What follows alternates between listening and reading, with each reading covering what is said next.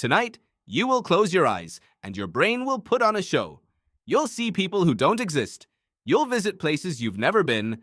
You might run from something you can't name, or fly over a city that melts beneath you.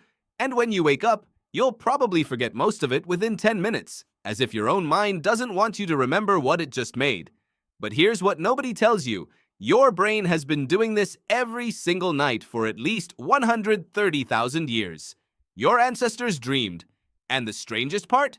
Researchers now believe they may have dreamed about some of the exact same things you do.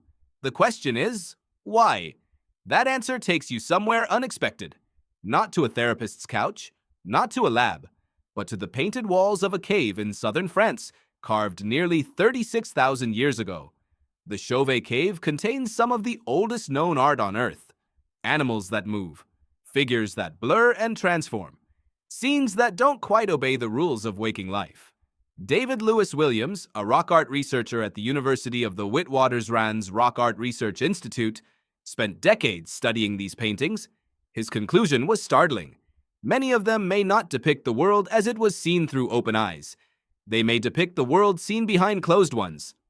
Lewis Williams proposed that early humans, particularly shamanic cultures, used altered states, including dreams, to access what they believed was a deeper reality. The cave walls weren't a record of daily life. They were records of the unconscious mind. And this raises a question that sounds simple but isn't. What were they actually dreaming about? You might assume ancient dreams were full of predators, saber-toothed threats, the edge of a cliff, survival problems dressed up in strange imagery, but the data suggests something far more interesting. Kelly Bulkeley, a dream researcher and visiting scholar at the Graduate Theological Union in Berkeley, has spent years analyzing dream reports across cultures and throughout history.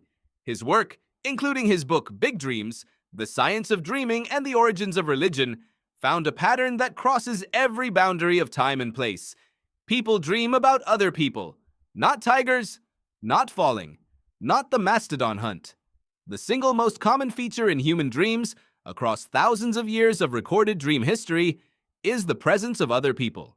Familiar faces, lost people, people doing unexpected things. The social world of your waking life follows you into sleep and keeps going without your permission. That should tell you something profound about what your brain actually is. Your brain is not primarily a survival machine. It is a social machine, and dreaming may be one of the ways it rehearses being human. Here is where it gets stranger.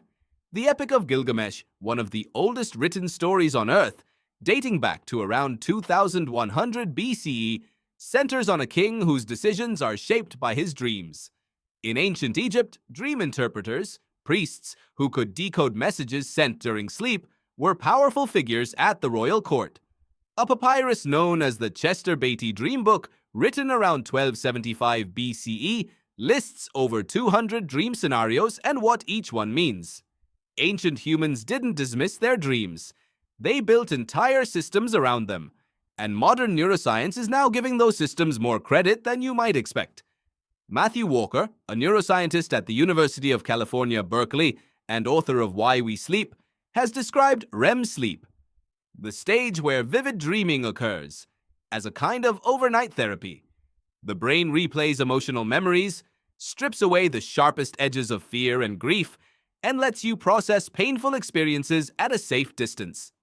Your ancestors woke up from dreams that helped them grieve, dreams that helped them forgive, dreams that let them rehearse conversations they were afraid to have in daylight.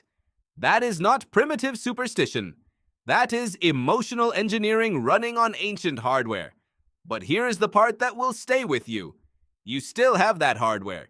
Every dream you have tonight will run on the same basic architecture that lit up inside a human skull on an African savanna 100,000 years ago.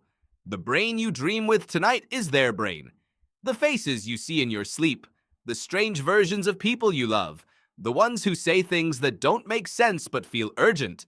Your ancestors saw faces just like them. They drew some of those faces on cave walls. They wrote about them in clay. They built temples to sleep inside, hoping the right dream would arrive. Tonight, when you close your eyes and your brain puts on its show, you are not alone in that darkness. You never were.